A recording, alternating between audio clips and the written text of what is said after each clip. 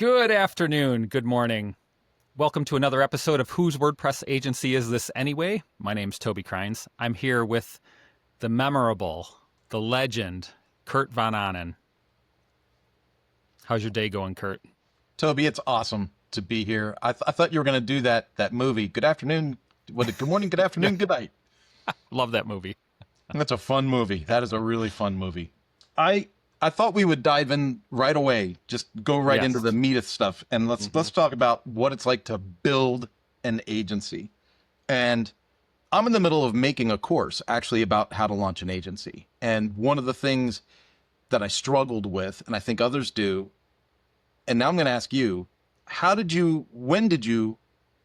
you ever overcome that feeble sense of, do I own an agency or am I really unemployed? I think, it's a great question. I think, I don't think I felt employed initially. We'll start there. I think that maybe the point where I start to where I felt employed was maybe when I started paying myself as a W-2 employee. And so maybe it was more like a process change where I was like, okay, now I'm an employee of the Mighty Mo. I have a paycheck that's landing. I pay myself once a month, a certain amount. And I think that's helped. It's also helped my wife to kind of think of it as an employment situation.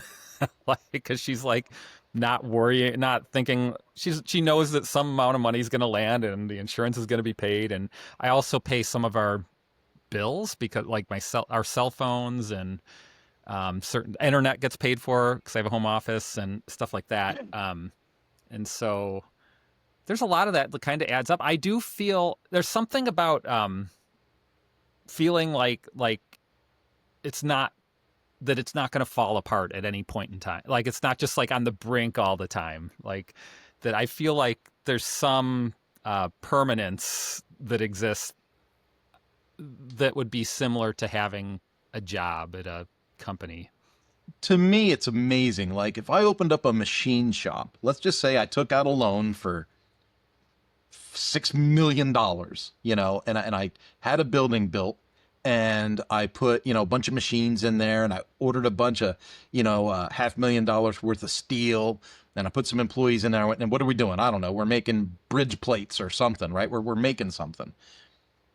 Everyone's going to look at that. Like as they're going to talk to, oh, look at that. He's an awesome founder. He's adding jobs to the community, look at that really cool new building. And there's the sense that that's employment. Like that's a real entity. It's a real thing. And then there's this weirdness that happens when you work in the digital space. Like when people are like, oh, that's cool that you have that hobby building websites and all, but are you going to go get a job? And it's curious when I talk to different people, when did that vacate? When did that go away? Because now we moved here from California to Kansas, and there's people that, run the entrepreneur groups and stuff here in Kansas. And they introduced me to other people like, oh, he moved his agency here, right? And it's like, I'm just working out of my home office. Like, right.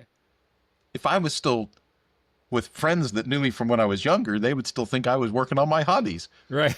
I meet strangers and they treat it like it's an entity. It's an entity. It's a real business. Yeah. Well, and it's interesting how that changes. It changes the way I communicate it to new people, the way I talk to clients, the way that I interact with others is different now. And it's weird because I've been an agency since 2008. Yeah, and I think I think for the outside world, something changes when you have a physical location, like a storefront. Like we can't even be in like the neighborhood business association because I don't have a storefront. If I hung up a sign, then I could join their organization. But without that, I'm just some guy in a basement.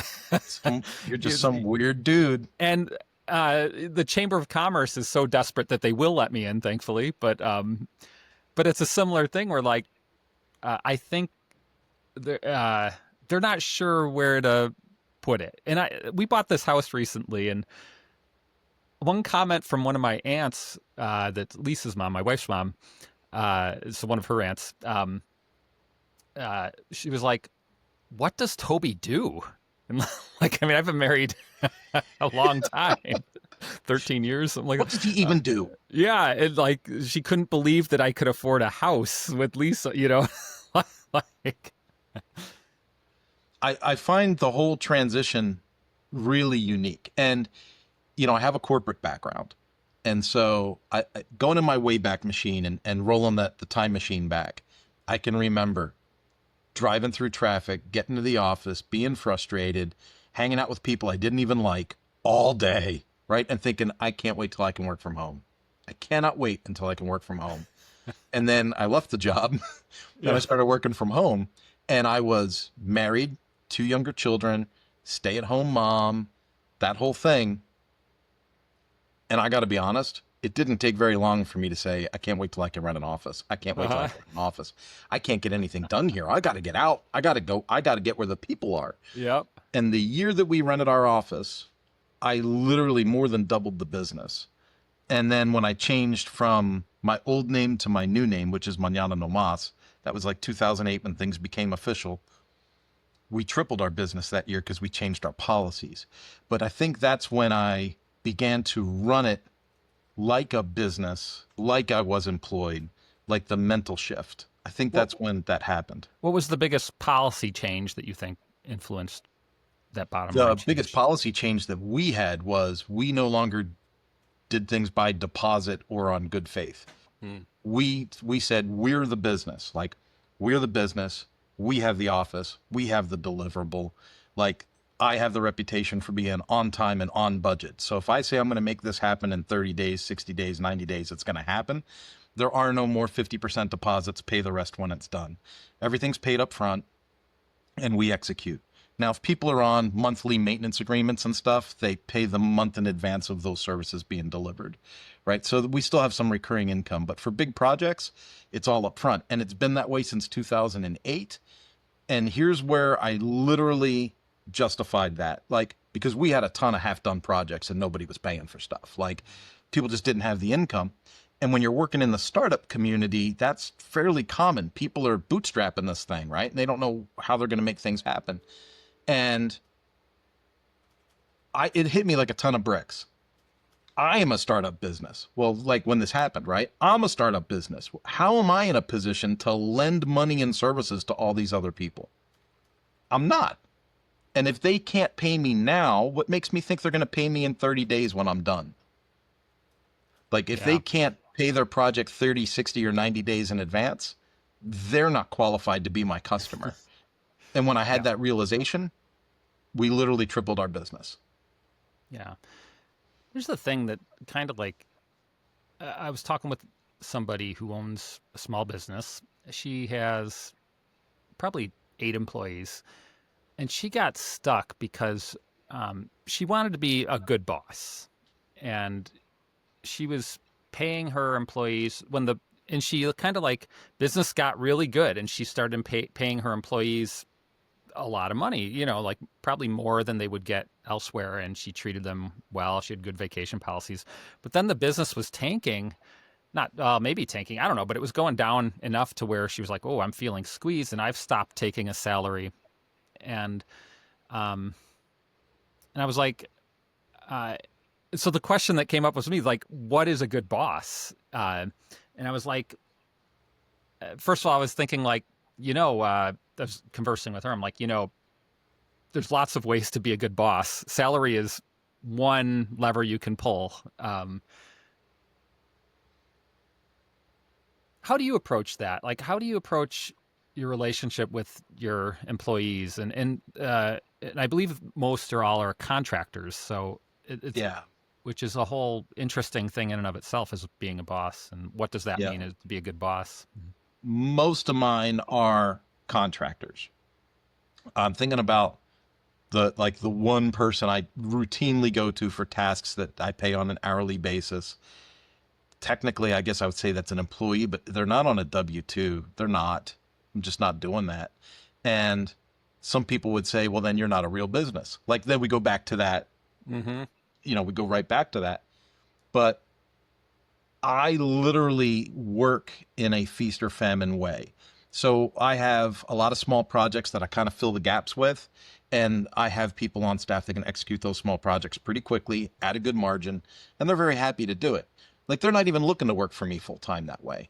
They're not. They think of it the same way. Like, though this is a cool small task Kurt's got for me, I can knock this out in addition to this other job that I have. And it works out for us. It's just a perfect, like the puzzle pieces just fit. So why mess with it? Like why screw that up? And then the other side of our business is this. We're always looking for that big, e-learning kind of conversion site to take somebody from some custom built SCORM website that's bankrupting them on the back end. We like to take them, put them in WordPress, save them a ton of money, and we're actually able to do the project and make a decent margin on it. And those are big projects for us. But I only get one or two of those a year, so it's feast or famine.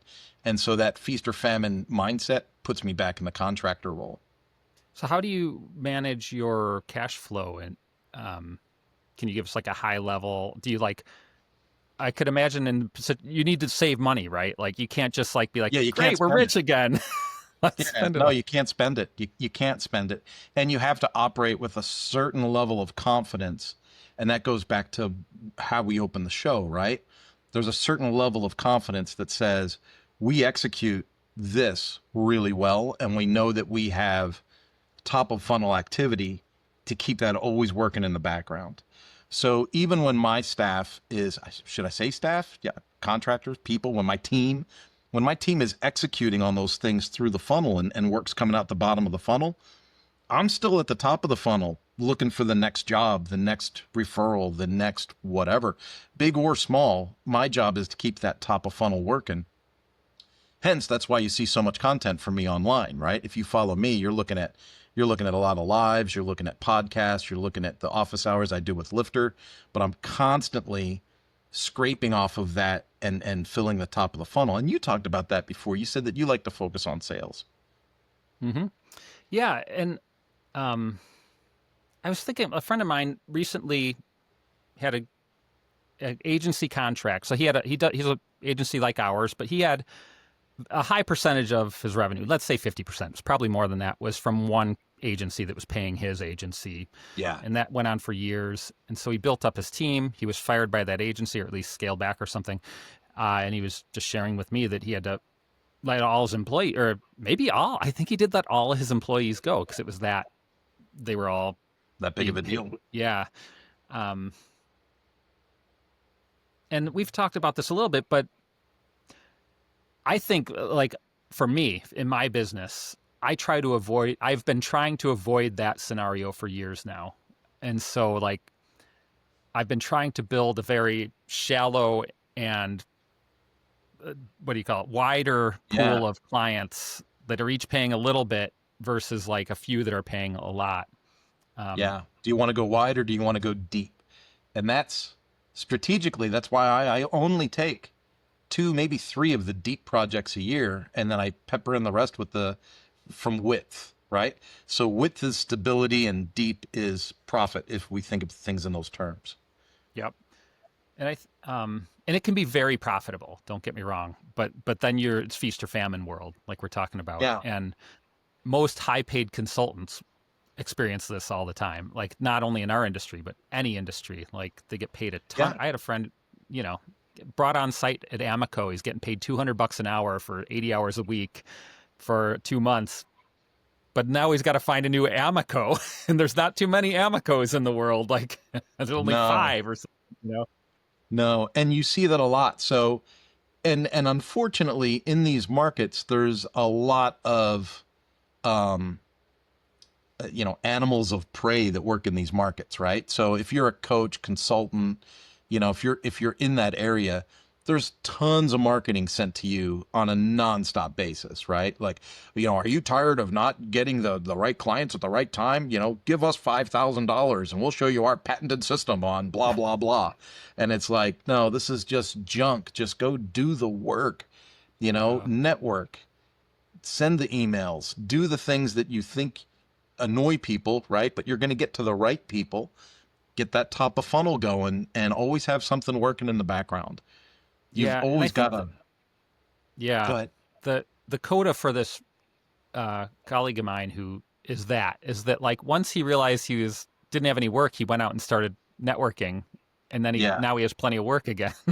Like that's a challenge that I hear all the time from agency owners, the smaller agencies that don't have a dedicated sales team. Like, so how can we like build resilience in that sales process, that top of funnel? I You go know, back to process. You nailed it. You said process, right? Process is everything to me. And I think that that's where most agencies honestly fail. Like they just don't have process. They don't. So for me, time blocking is huge. So I have a certain amount of my week that is for sales, for outbound marketing, for those things. If you allow the feast or famine, oh, we got a big contract, we got to knock this out real quick. If you allow that to become 80% of your week and you focus on getting that done or pushing the project through, you fail at what your agency is going to do when that project is done. So mm-hmm. you only, even if you get the huge big project, you can only dedicate 45% of your time or energy to that project because you owe it to yourself to time block your week and dedicate enough time and energy. And the energy is the big part. You can't do it when you're tired. You got to do it when you're fresh. And you got to make it, the best calls, the best networking. You and I, we see this all the time, right? The people that come and go from networking events or from entrepreneur things like, hey, where's Bob been? I haven't seen him in a while. And then all of a sudden Bob shows up and he's starting Right. shaking hands and buying drinks. And you're like, oh, Bob's broke. Yeah. Well, This is Bob probably interesting. should have come. This idea of like building that process and doing it while you're fresh, not while you're starving, leads me to another thought of a question. It's like, how do you turn off the business world and take holiday time to invest with your family, or maybe you need to go on a solo camping trip where there's no internet? How can we, how do we do that? Like, Phew. If you're always panicked about cash flow, if you're always panicked about money, if you're always focused on transactions, you're going to be a very unhappy person. I listen to a lot of, Joe Rogan and that kind of stuff, and you'll hear Joe say all the time, I know a lot of rich people that are miserable, you know? And so if that's your goal, I guess you can pursue that. But it takes discipline. You got to be able to pull back sometimes and go, oh, this isn't healthy. I gotta do something. I've told you before, I'm big on the mountain bike thing. Like I need the physical activity, and that kind of recenters me, refreshes me, and launches me for whatever the next task is. But I think, for instance, my kid is volunteering at a camp for the summer, and me and my wife are packing up the camper van, splitting on Friday, and we're gone for the weekend. And I'm not emailing or calling nobody. And this is going to come out after I'm gone. So I can say it now. Like there's no warning. I stopped giving customers warnings that, oh, I'm going to be out of pocket for 3 days. No, because then everybody calls me the day that I'm leaving and tells me, oh, I had a question. No, you didn't have a question. You just thought I was leaving town and you panicked. And so now I just go. I do think like whatever your perceived damage is from that, and we all kind of, I don't know about you, but I experienced some like fear that my business is gonna tank. Oh, if I'm not there on Friday, my business will be harmed for good. So I do a couple of things. I would recommend that I try to do. I don't, not always, but first of all, it's going to be fine. Let's just start there. It'll be fine. But if that's not enough, what I like to do is write a list. I have, okay, let's say I take next week off, and I'm going to decide today, it's Monday, I'm just going to say, next week I'm taking off, come hell or high water. What I would do is like have a piece of paper, 3 columns, the worst case scenario, the best case scenario, and the likely scenario. And the worst case is always like, yeah, my business will fail. This person's going to tell everyone I suck. I'll get 10 bad reviews on Google. The best case is like, nothing happened at all. And the likely scenario is usually something close to that best case, except like I come back, I have some complaints, I have to like massage some relationships, it's usually the likely case is usually way closer to the best case than the worst case.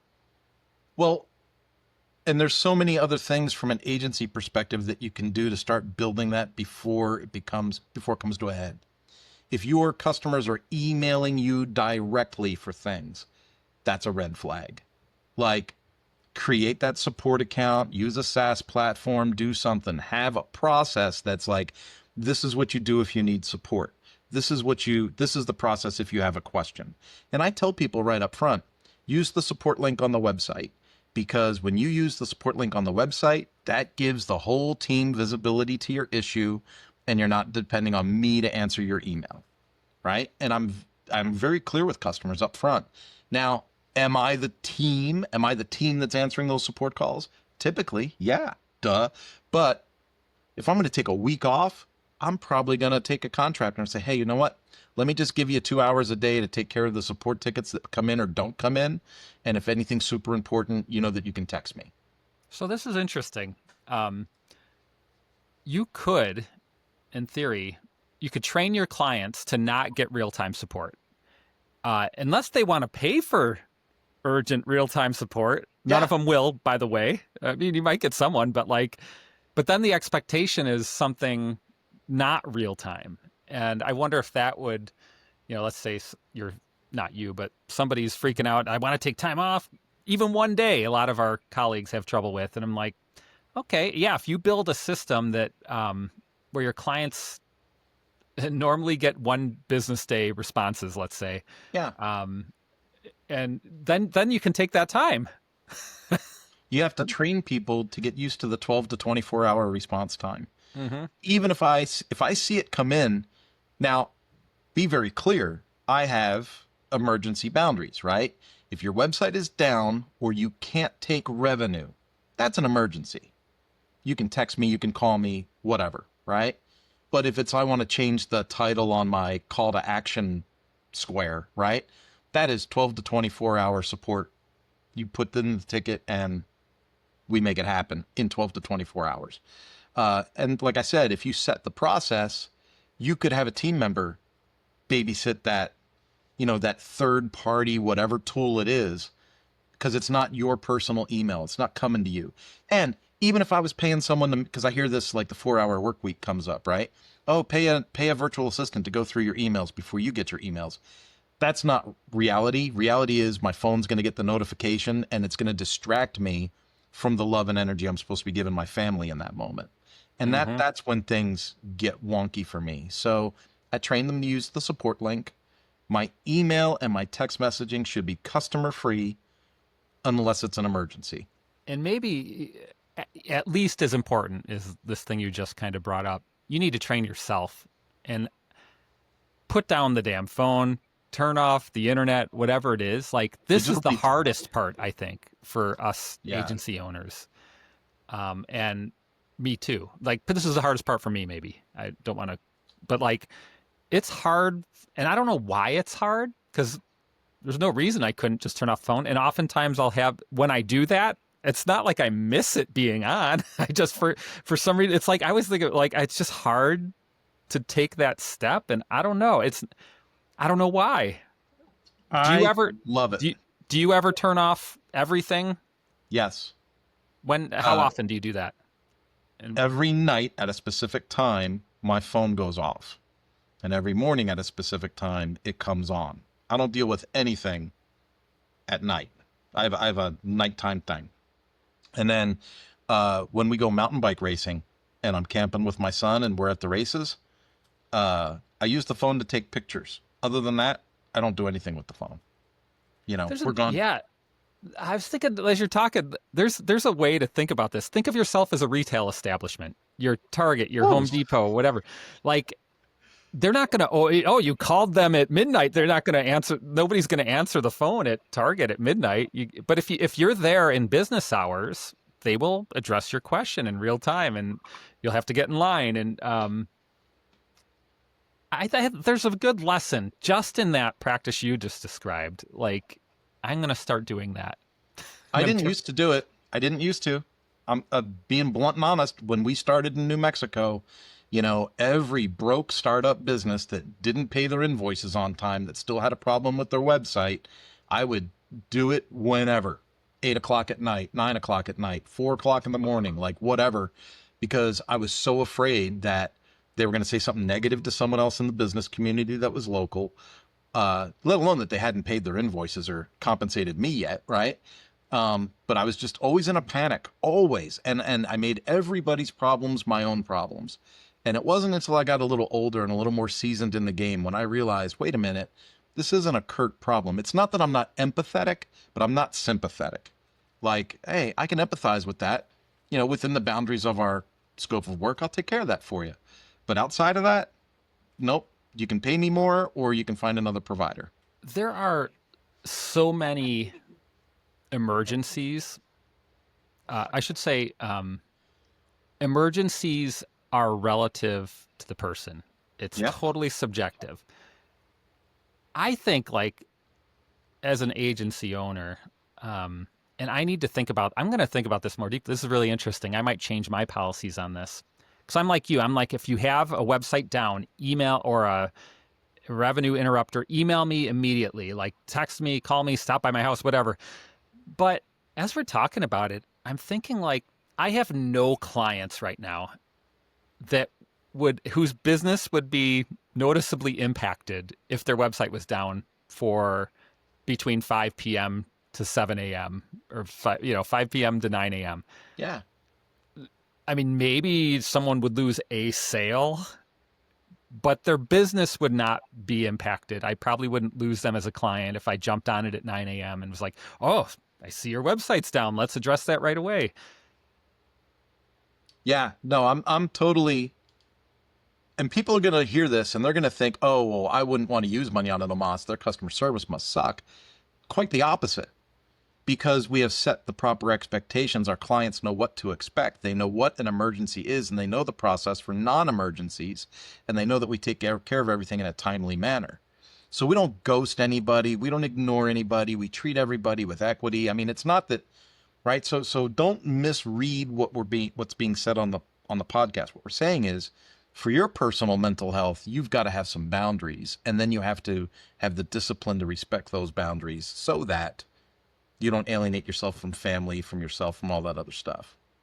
And I think, I think of, so I just went through the process of buying a house, and I think I've been trying to figure out, like, our guy, I would not recommend our realtor, but he was only available like 8 to 5 or 9 to 5 Central. And it was like a real frustration for me.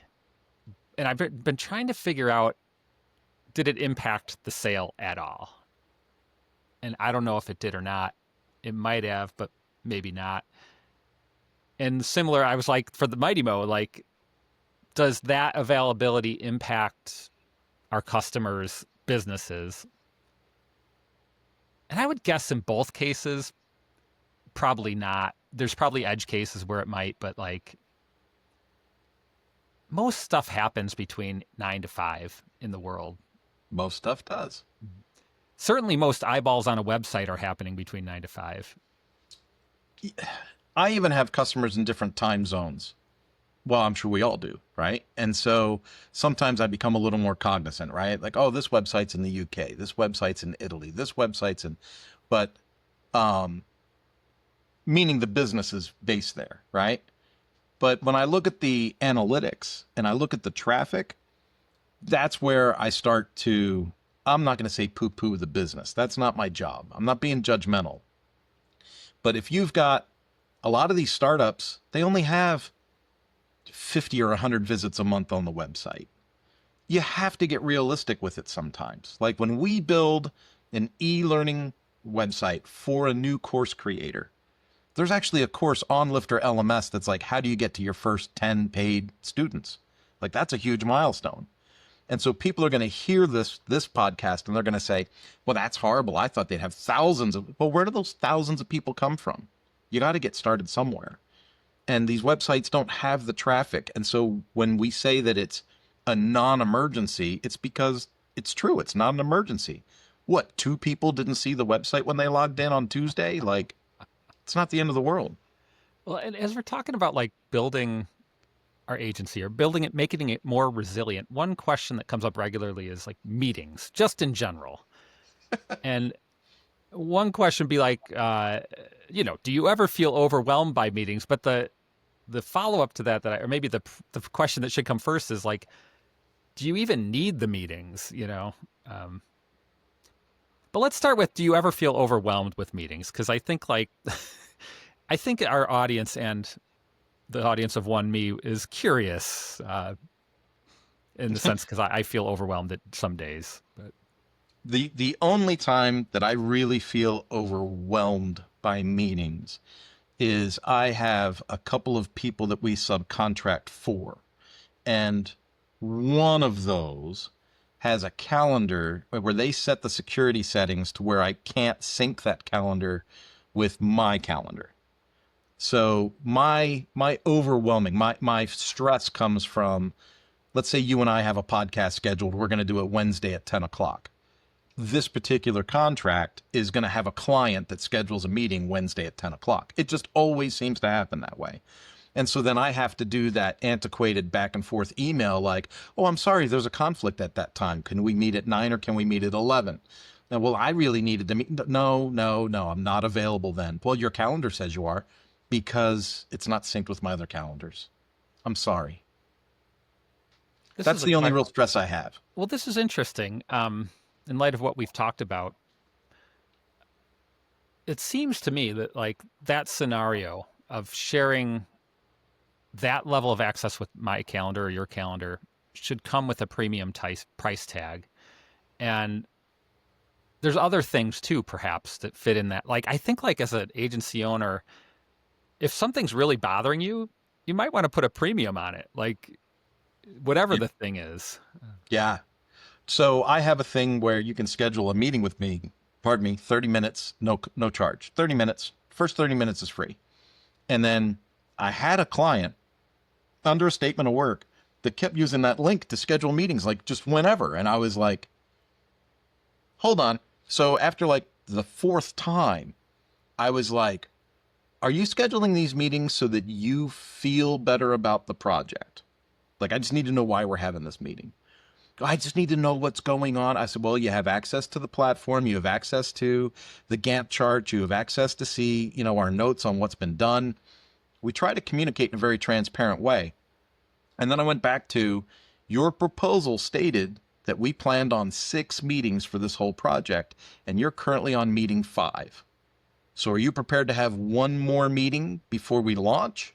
Or do you think we're going to need more meetings than that? Because we'll have to have a discussion about the rate. And all of a sudden we didn't need any more meetings. Mm-hmm. It's understanding what people, just because I have a link doesn't mean you get to use that over and over and over again. Well, and it's interesting too. Like, let's say there's a price to those meetings, those extra meetings. What dollar amount is going to vary by customer, but like the dollar amount's the pretty low probably. Like, let's say you charge $15 per call, like, Nope. which is pretty low. I bet you could cut off half the calls that you get if you just, like, oh, is it at $15 important? Yeah. No, it's not 15. Well, if it's not $15, I don't want to talk about it. So I started selling Mañana No Mas as a consultancy and not as a web design house. And so the consultancy is where the value is. And I'm very straightforward about this. I started to realize that these startups and these other corporations, they were getting me on calls and they weren't asking about the website. They were asking about, do you think this is good marketing copy? Do you think this is going to convert? I was thinking about hiring this go high level expert. What would you do? What would you do for the search engine optimization thing? And I'm like, you know what? It's agency rate, straight agency rate. You want my consultative time on a call in a meeting, and they're bringing people and they're recording the session and they're taking notes. They're getting their value. But I tell them it's straight agency time. So this is interesting. Something I've been thinking about, and we talked a little bit about it last week. So you're an agency owner. So you own an agency with valuable processes and people. However, particularly maybe as a consultancy, is your business saleable? Would anyone ever buy it without you in it? And That's the rub, isn't it? That's the hard question. And I see it's one of our notes, and I was thinking in the background, like, how are we going to work this into the conversation? But my company name used to be Von Onen Designs and PR when I very first launched. And then it wasn't even a year in, I don't think. And someone said, what if you ever wanted to sell your business? Would you be wanting to sell your name? And then I was like, you know what? I don't think so. And like, there's a guy in town that has an insurance company. His name's David, but the insurance company is named something else. And I'm like, that's just weird. Like, you're someone else's name to do business forever. And so the whole story about Mañana no Mas is pretty entertaining. I won't share it here because it takes too long. But I lost my temper one day and I yelled at someone, said Mañana no Mas. And then the guy running the office said, that'd be a great name for your business. And I was like, all right, that's what it is.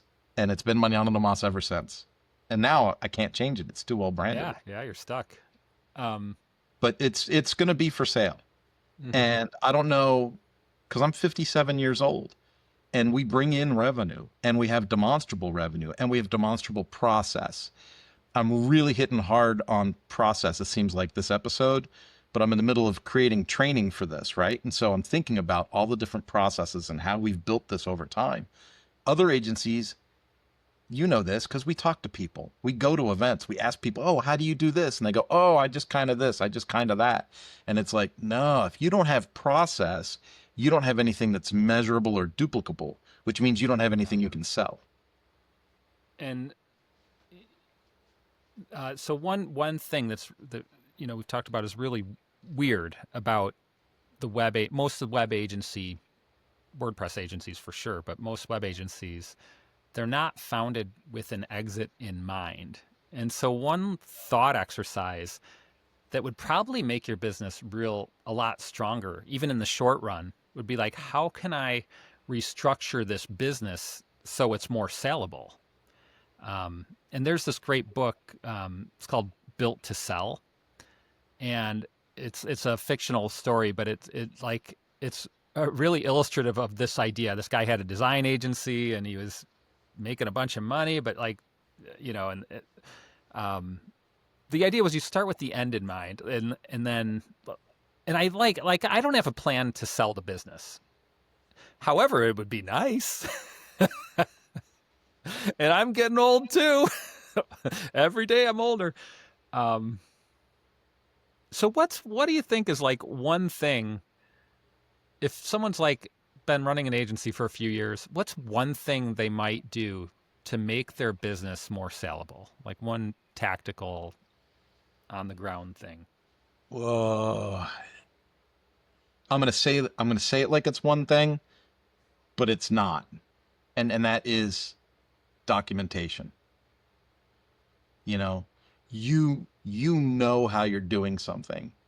I say this, so this is an analogy I use for a lot of different scenarios, but have you ever seen the show Hoarders before? No, but I've heard of it. So people live in an unbelievably cluttered home, right? And clutter's not even the word. Like, people die in a pile of their own trash and excrement in a house that one day they saw empty and said, oh, what a beautiful home, and bought the home. Now, over time, something happened psychologically to them where they just never cleaned it, right? They just kept amassing stuff and until they became a hoarder, and that's what happened. But they never had that goal when they started. And so I think running an agency is a lot like having the potential to become this hoarder. You lose focus on, hey, what was the snapshot of who I was when I started this thing? And what's the snapshot that I want to be when I finish this thing? And what are the steps to get to that? And so if we don't put documentation and process into place and we don't discipline ourselves in that way, we end up with a hoarder kind of thing.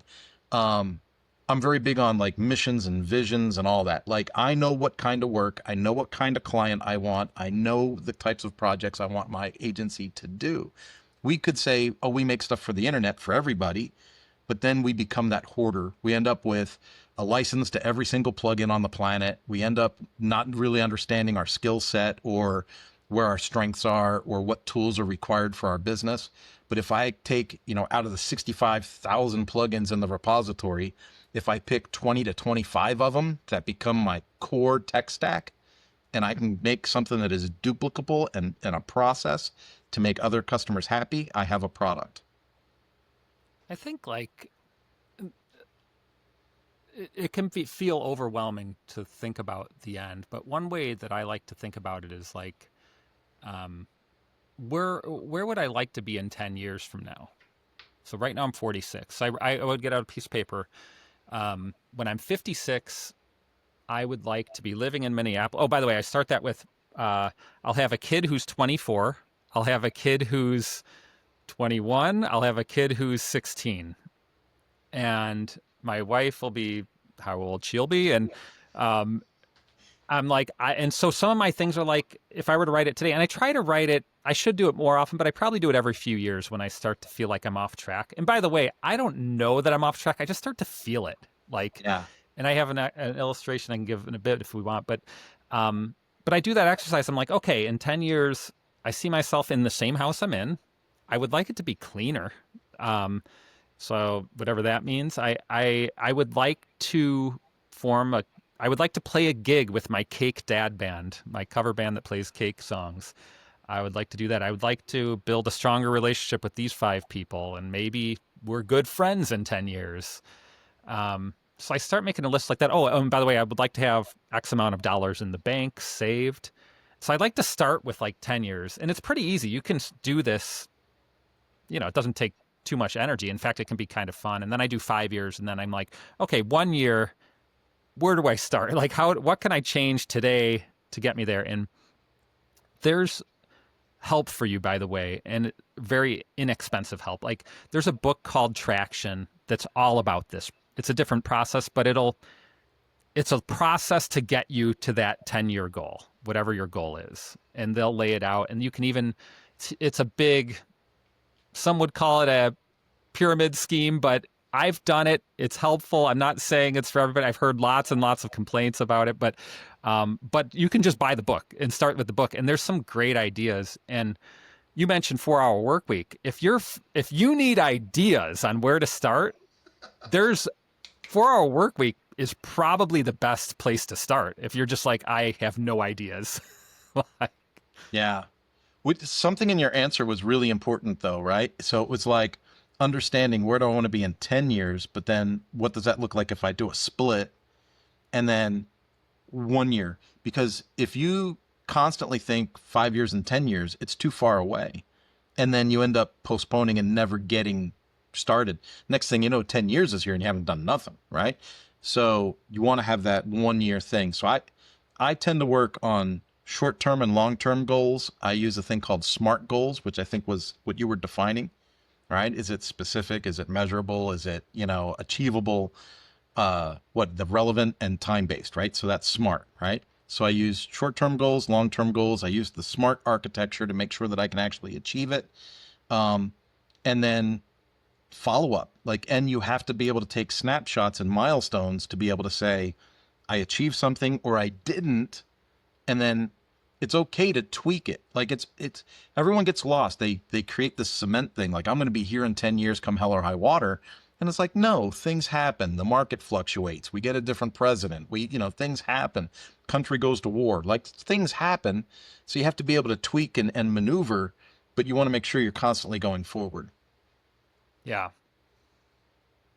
This reminds me, I'm part of the traction process and is creating processes. It's like part of it is like, okay, you want more recurring revenue. What's one thing you can do to get started on that path? And I listened to a podcast. It was on the Business Insider YouTube channel, but it's why massive projects like this is the title of the podcast episode. Why massive projects like California's high-speed rail almost always fail. And you might be surprised. The reason is that they're always building something completely new. And if they had just gone out, this is the theory. So they have this, basically the gist of it is California has like a massively over budget, like numbers that you wouldn't believe beyond, like basically they can't finish this huge rail line that they're building. Yeah. And you can see it like you see it every 4 years with the Olympics, same problem. It's the same exact problem that like if they just hired the company that builds large stadiums every day or whatever, and maybe it's not a U.S. company, maybe it's not a local company, but you go to I don't know, wherever these companies exist, or like the train company, and maybe you met, Kurt and I were talking earlier, like could be some of it regulation gets in the way, and you need to like, in order to make these large changes and processes, projects work, you need to do the old thing again, like. And so like I think everyone's probably really bored with this, like when it comes to like running a sustainable agency, but like what works, just do Yeah. that. Like, Yeah. you know. Look at someone that's successful and then try to emulate what they did. And You so know, yeah, an example would be WordPress. Let's say you own a WordPress agency, just use Elementor, just use Beaver Builder. Don't even use Gutenberg because they're changing it all the time. Like use something that isn't going to change, and you can move faster and cheaper, and you can have more space for this other stuff and more money to hire people. And I would start with something as simple as that. Like, and to your point, start, right? And then I'm not saying that we ever stop learning or stop growing or stop, but with our productive time, again, I go back to time blocking, right? If I time block my week, I've got stuff for sales and marketing, I've got stuff for personal development, and I've got stuff for productivity, for the job, for what we do. And so that personal development time for me, like I've been diving into getting better with AI. I've been diving into, I signed up for Etch, right? Speaking of page builders. So I'm signed up for Etch. I got no idea how to use Etch. Like I gotta put some time aside and really dive into it, do a deep dive.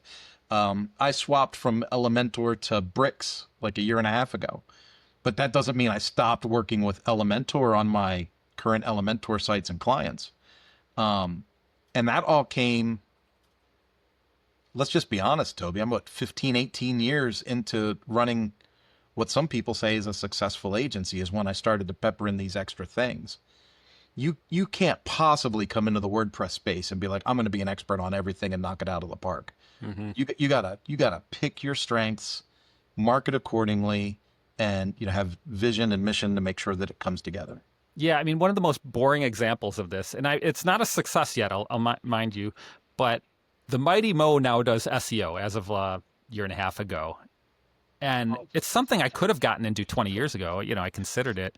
It's an old game, but Yeah. it's still here. It's still as boring and exciting as it's ever been. Like, nobody's going to look at you and say, wow, you're a cutting edge person for doing SEO. But I'm like, I don't know. There's a lot of business value there. Like, Well, SEO, people are jumping the gun. They're saying SEO is dead. And there's no way that it's dead, because if you do research using AI and then you ask the AI, how did you make this referral? Or how did you, because when AI gives me an answer, I'm always like, well, where did that come from? So I say, how did you make this decision? How did you make this referral? It'll say, here's a list of resources we used. And the top listing every single time is search results. right. So it's right. So Yeah. SEO is not dead. Right. Like, and search isn't going anywhere. Yeah. Just because you use a different tool to get to the search. But now, think about it this way.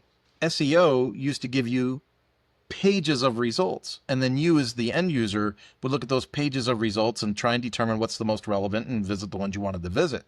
But if you search with AI, it gives you 2 or 3 referrals, and that's it. Mm-hmm. So now if you're not in the top 2 or 3 of your search results, you're not even in the game.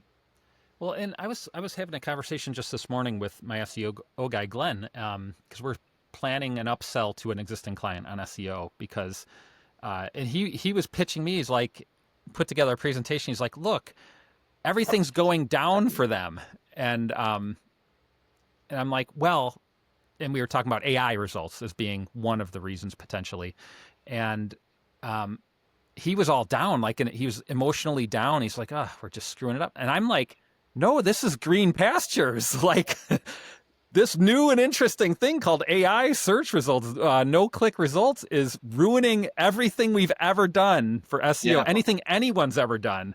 And so let's learn it and let's sell the heck out of it. Like, yeah. I've done some deep diving, again, with the time blocking, but my personal development time working with AI was, how can I best locally optimize Mañana No Mas for the startup work that we do? And the results I got from AI and the advice I got from AI was pretty incredible. Change Yeah. this on your LinkedIn, change this on your Facebook, change this on your TikTok. I'm like, I didn't even consider that stuff. Yeah. Add this to your homepage. You already have national business, so you don't need that on the homepage. Now your homepage needs to reflect the local stuff. Put your Chamber of Commerce picture on there. And I'm like, that's a good idea.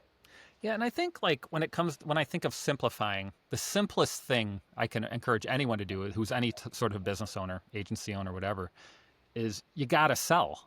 Like figure out what sells and do more of that, whatever that is. Like, and in our space, like we have all sorts of people in our space selling all sorts of. We're all basically selling the same thing, but describing it very differently, oftentimes. And figure that thing out. Like you've got the LMS space nailed down, but really, I could, in theory, I could sell LMS, but I've never sold an LMS in all my life. I sell It's subcontract mañana no mas to build it. Yeah, no, I don't mean. Well, yeah, I could, but like, I don't even pitch it. Like, I'm always like, we could build that with a normal marketing site. Like, it's like that's what I know. It's boring. It's something I can build processes around, and there's if you can sell it, there's as long as you're selling it, there's plenty of money in it. Like, I've actually become really crafty at upselling LMS type services to people that had no intentions of having an LMS. exactly. Because if they have a consumer-based product, I say, well, you out of the gate, you got 3 courses that you need. You need one so that boots on the ground, so that regional reps can sell the product. So product and feature, right? So you need product and feature training. Then you need training for the customer to know how to use the product properly. And then you need training for service people in the field to fix it when it doesn't work. Yep, and what you're describing is so cool. Like, it's like I've never once pitched that. And I could totally see the upsell there because you sell what you know. And that's kind of the gist of it here. Like, okay, you own an agency, sell what you know. Sell what you know. Sell what you know. If you're a great coder. Yeah, sorry, go. Running coaches and athletic coaches have a whole marketplace that they can sell to. Again, go back to what you said. What are your strengths? Sell to your strength. And then as you grow, you can backfill other categories. Mm-hmm. Let's switch gears. Mm-hmm. I want to switch gears because we've talked a lot about building your agency. So let's say you've built your agency. Now you got to take revenue in. Yeah, I guess. Yeah, I guess. So, broad strokes. Are you a fan of banks or credit unions? I have both. So this might be really sad. I have no idea what a credit union is compared to a bank. I have both. For my business. I have Capital One, which is probably the biggest bank in the world or something like that. And then I have our local credit union. And I don't have like a grand strategy. I just like having options. What is a credit union, Kurt? So a credit union is like a bank, but it's owned by the members, and it's like a profit share from the members. And so fundamentally, there's a couple of things that I like about credit unions. Because, for example, let's say you're a small business and their loan decisions aren't typically made strictly by what's your credit score, right? So you're a business and you're like, this is how I want to impact the community. And this is what we do with this. And this is what we do with that. And then, so there's extenuating circumstances that a credit union would take a look at and go, well, based on the best interest of our members, we're going to approve this loan or this feature or whatever. Whereas a bank's going to be like, you didn't qualify, hit the skids. So there's that, right? So it's basically like one's a commercial enterprise that is owned by investors, I guess. And then one is owned by the members. But then I get stuck with the strength of the organization. So, and maybe I started the discussion, maybe you started the discussion. I got kind of lost in how these notes came about. But when we moved from California to Kansas, I have been, just full disclosure, I've been with Wells Fargo since 1994. But there is no Wells Fargo in Hutchinson, Kansas. Mm-hmm. So then I'm like, well, I don't want to go to Wichita every time I got to go to the bank, right? And so then I was like, well, we got to start looking for a local bank. And so we've been struggling. Like, do we want to use this credit union, or this bank, or this bank? and I'm part of the Chamber of Commerce, and they have lots of after hours events where you go and you meet these people. And I've started to like make friends with people that work at a certain bank. So do I make my business decision to bank at that bank because I bicycle with one of the ladies that works there? Or do I go to the credit union because it's the smarter deal? I don't know. Right. I think like with a lot of this, there's no right answer, of course. This would be a poll for the Yeah. podcast. And, Do you prefer a credit union or a bank? yeah, and there's different reasons for both. Because like, here's an example. My kids, I have two kids in the middle school across the street, and one of the kids' mom is one of the front desk people there. And I tell you what, it's been enormously helpful to have a personal connection with this person because I go in there, I'm like, Ansel said this, and da da da da, and she's like, "Oh, that's not how it happened, though, Toby." like, Yeah. like, oh, thank you for letting me know because he told a different story. Like, I think having a local entity to do business with is really important because I'm suffering from that national feeling, right? But there's also a part of me, and might be childish, but I think to myself, I've been with the bigger bank for decades. That shows consistency. That shows so to me, right? So I don't necessarily want to close those accounts, but I need something local. yeah. Well, and I think you nailed something too. Capital One has no branches that I know of anywhere. Maybe they have them somewhere, and but their online tools are fantastic. Yeah. Whereas our credit union, it's clearly like a hodgepodge of services. As I log in, it's like I log in, I click here to see the statements, a new window opens up with a new URL. Nothing But like they do that have, feeling of security with your thousands of dollars. yeah, but they do have a branch, and so I can go into the branch and take care of stuff. Along So these lines, oh, sorry, I was thinking, what tool do you use to collect ACH payments? These are someone they can pay with a credit card, they can mail a check to you, or you could do it online. Basically, it's a check online. yeah, What's your and a credit card's kind of easy and well trod. However, I've noticed that ACH payments not so straightforward. Do you no, do ACH online? I do. So I have a SaaS platform that I use to operate my business with. And so I have messaging for bigger contracts. So let's be real clear. I'm lazy. I use Stripe. I didn't go crazy trying to make my own credit card payment gateway or anything nuts, right? It's a Stripe, plug and play, done. 2.9%, 30 cents on every transaction, whatever, fine, done. But when you sell somebody a $10,000 package and they're like, well, I guess I could put it on, Amex Silver, whatever. You're like, oh my God, what's 3% of $10,000? I don't want to pay $300 today to make a sale. When an ACH transfer is $25, right? Right. I think it's $25. So I have a SaaS platform where I can create an invoice and then give them the details to make that ACH transfer. And they'll do it from just bank to bank. And it works really easily for me. And it's $25. It's $25 for like a wire transfer. Yeah. Yeah. So they put in the routing and they put in the account number and boom, right? Got it.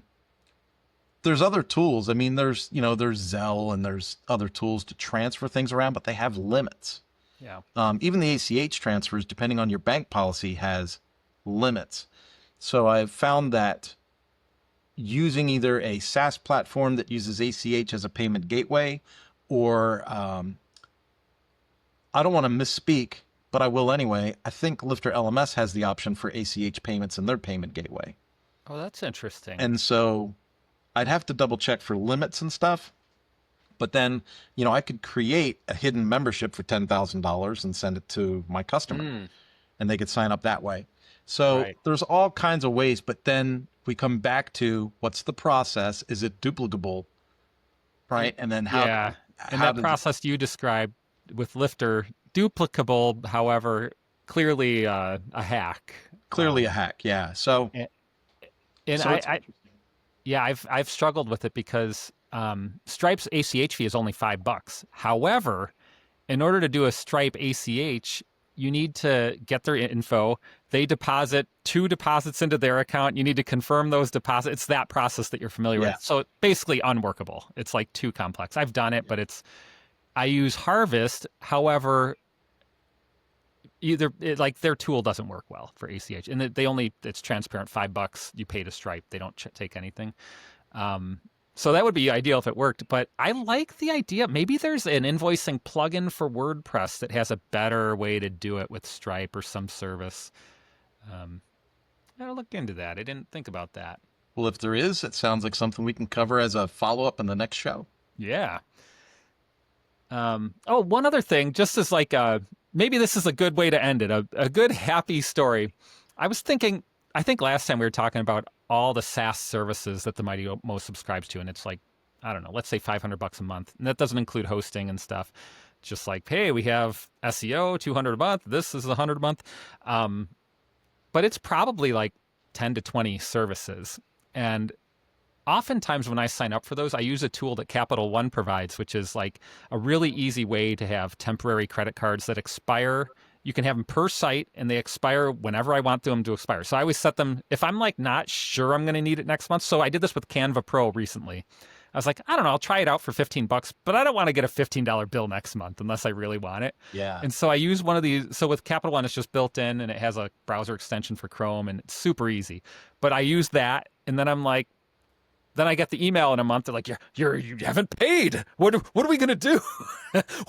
You clearly screwed up. Come on, the email from Canva, and then I fix it if I want to. So I just wanted to mention that as like a nice tool that you could have in your tool belt. You do need. I'm sure other banks have this. Maybe Wells Fargo does too. But so something in your tool belt that you could have that can help you manage expenses. That is a cool tool, because getting those unexpected recurring payments that never seem to go away is a pain in the rear. A lot of these SaaS platforms, even if you cancel, they still bill you for 2 or 3 months. Mm-hmm. They're just trying to see how much they can eke out of it. Mm-hmm. They're probably going to that no-code meetup with you and getting ideas. Yeah, exactly.